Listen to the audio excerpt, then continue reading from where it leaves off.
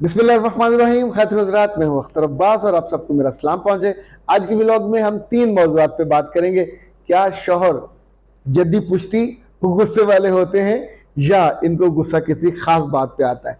कुछ घरों में जहां सासें नहीं होती, जब आके रहती हैं छुट्टियों में या आम दिनों में, तो उनके आते ही फसादात शुरू क्यों हो जाते हैं और ये फसादात कितने दिन तक चलते हैं। उन दिनों लड़के को सास क्या कोई खास गुड़ती देती है और लड़कियां इस मौजू को, इस सूरत हाल को कैसे हैंडल करें। और तीसरी बात, अगर किसी लड़की से कॉलेज या यूनिवर्सिटी के दिनों में कोई गलती हो जाए और ऐसी गलती जो उसका करेक्टर ले जाए, उसकी इज्जत और रस्मत खा जाए, तो वो क्या करे। क्या उसके पास खुदकुशी के अलावा कोई और चारा होता है। किन लोगों को बताए और किन को ना बताए, और क्या इसका कोई इलाज मुमकिन है, इस पर हम आज बात करें।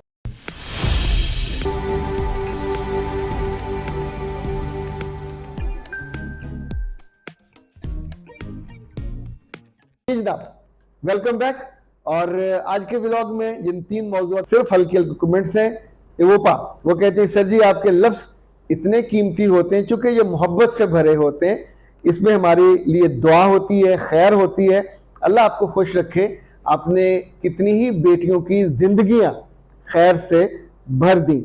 और ज़रा कहती हैं कि सर जी आपकी वीडियोस बहुत शौक से देखती हूँ, दुआएं देती हूँ, लेकिन एक सवाल ये है कि अगर लड़की शादी से पहले गलती कर ले तो क्या उसका कोई इलाज है या उसे खुदकुशी ही करनी पड़ेगी। इसकी मेडिसिन अगर है तो कहाँ से मिलेगी और कैसे मिलेगी। बेटा जी, अल्लाह ना करे, 100 दफ़ा अल्लाह ना करे किसी लड़की से ऐसी गलती हो जाए जिसमें कोई लड़का उसे धोखा दे जाए, उसका बॉस, उसका कोलीग, उसका टीचर, और उसकी इज्जत और असमत लुट जाए। तो पहली बात तो ये याद रखिए कि ऐसे बंदे के धोखे में और धौंस में फिर दोबारा नहीं आना। अगर आप इस चैनल पे नए हैं तो इसको सब्सक्राइब कर लीजिए और बेल आइकन को प्रेस कीजिए ताकि हमारी नई आने वाली तमाम वीडियोस की नोटिफिकेशन आपको मिलते रहें। कि मंगेतर ने ये हरकत की और उसके बाद उसके रोने धोने के बाद कहा अब तो चूंकि हो गई, अब करते रहते हैं, तो उसके गुनाह अपनी जगह पे मौजूद रहेगा, उसकी सजा भी मौजूद रहेगी और रुसवाई भी मौजूद रहेगी। ये लोग ऐसी लड़की को जो लुटी हुई हो, चाहे उनके हाथों, 90% से ज्यादा उन पे एतबार नहीं करते, उन्हें अपनी जिंदगी में शामिल नहीं करते। बहाना कोई भी हो, मेरे घर वाले नहीं मानते, ये नहीं होता। अगर आपसे गलती ज्यादा हुई है तो फौरी तौर पे आपको या तो डॉक्टर नौशीन साहबा से रब्ता कर लीजिए या फिर आप हमसे रब्ता कीजिए। और इसका 1 माह का ट्रीटमेंट होता है, उसमें मेडिसिन होती है, उसमें एक्सरसाइजेज होती हैं। और ये ट्रीटमेंट के लिए शर्त ये है कि उस बच्ची को अपनी गलती का, अपने गुनाह का एहसास हो। अगर जिस बच्ची को एहसास ना हो, नवीद कहती है कि सर शौहर को मैं बहुत मोहब्बत करती हूँ, बड़ी तवज्जो देती हूँ, लेकिन उसको गुस्सा बहुत आता है, छोटी छोटी बातों पे आता है। और क्या उनको ये बीमारी है? बेटा बिल्कुल बीमारी है। इस बीमारी का इलाज कराइए। बहुत मुमकिन है उसका बीपी का मसला हो, और उससे भी ज़्यादा मुमकिन है कि उसका शुगर का हाई।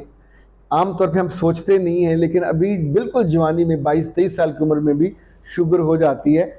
और चूंकि पता नहीं चलता, तो आपके पूरे मिजाज और पूरी आदतों में और टेम्परामेंट में बहुत फ्लक्चुएशन होती है, और ख़ासतौर पर गुस्सा ज़्यादा आता है इंसान को।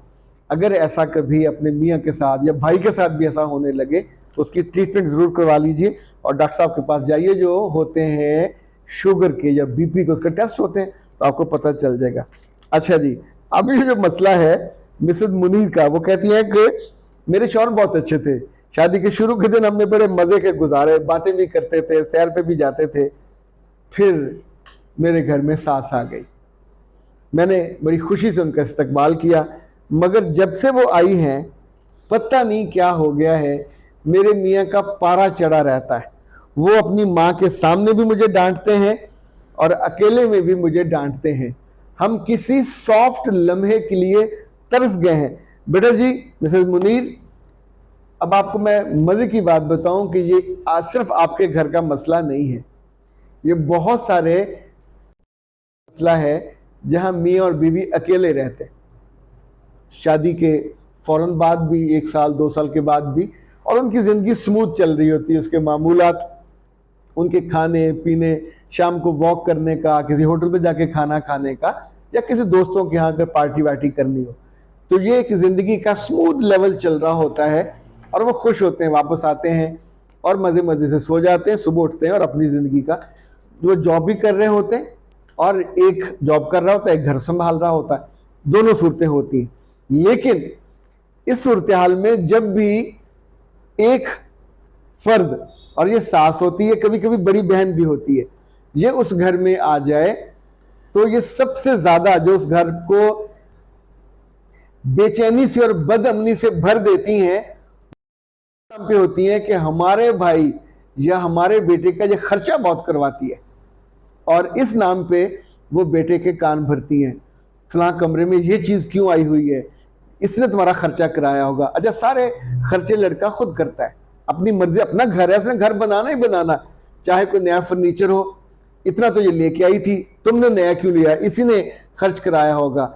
अगर खाने में माँ के आने पे ज्यादा पके तो भी मसला होता है, कम पके तो भी मसला होता है, घी ज्यादा डले तो भी मसला, कम डले तो भी मसला। अगर माँ के आने पे लड़की अपने माँ बाप का फोन सुनती है तो भी मसला। ये सब शिकायतें बन के जब बेटा आके अपनी माँ के पास बैठता है तो वो हमदर्दी और मोहब्बत के नाम पे ये सारे सीन बना के पेश करती है, और बेटा उन पे ईमान लाके अपनी खातून पे बिल्कुल से कहते ना पिल पड़ना दलीलों से और लफ्ज़ों से, और बच्ची सोचती है कि ये तो वही है, इतना बदल कैसे गया। तो कुछ एहतियातें कर लीजिए। सास के आने पे जब भी खाना बनाने लगे पूछें चावल और मुर्गी इकट्ठी बना लूं, आप क्या क्या चीज पसंद करती हैं, मैं वही मंगवानी है अपने आपके बेटे से। मटन खाना चाहती हैं, दाल खाना चाहती हैं, अगर वो कहे दाल और सब्जी खानी है, कभी एतबार ना करें, झूठ बोल रही होती हैं सासें, वो ट्रेस करें कि उस वक्त ये ड्रामा करती हैं बेटे के सामने जबकि खाना कुछ और चाह रही होती है। इसी तौर पे उनसे बीच में पूछ लें कि बेटी के लिए जो घर पे हैं क्या क्या तोहफा लेके जाना, खर्चा आपके मियाँ का होना है, कर दीजिए, उसके लिए भी सूट वूट लीजिए, जूते भी लीजिए, सैर पे साथ लेके जाइए। अगर होटल पे जाना है तो मत जाइए, माँ के आने पे सास के आने पे बाजार होटल कम से कम जाइए, और उतने दिनों अपनी माँ और बहनों से बातें मत कीजिएगा। समझें कि ये पाबंदी जाएंगी, या जब वो सो जाएं तो उस वक्त मुख्तसर सी बात कर लें जिनकी आवाज़ उन तक ना पहुँचे। कुछ एहतियातें कर लेंगी, फिर भी आपको मसला हो तो फिर मुझसे बात कर लीजिएगा, फिर हम आपके साथ तफसीली सेशन कर लेंगे कि किस हमले का क्या तोड़ है, चूँकि हर तोड़ का कोई ना कोई हल तो मौजूद होता है। अख्तर अब्बास को दीजिए इजाज़त। अस्सलाम।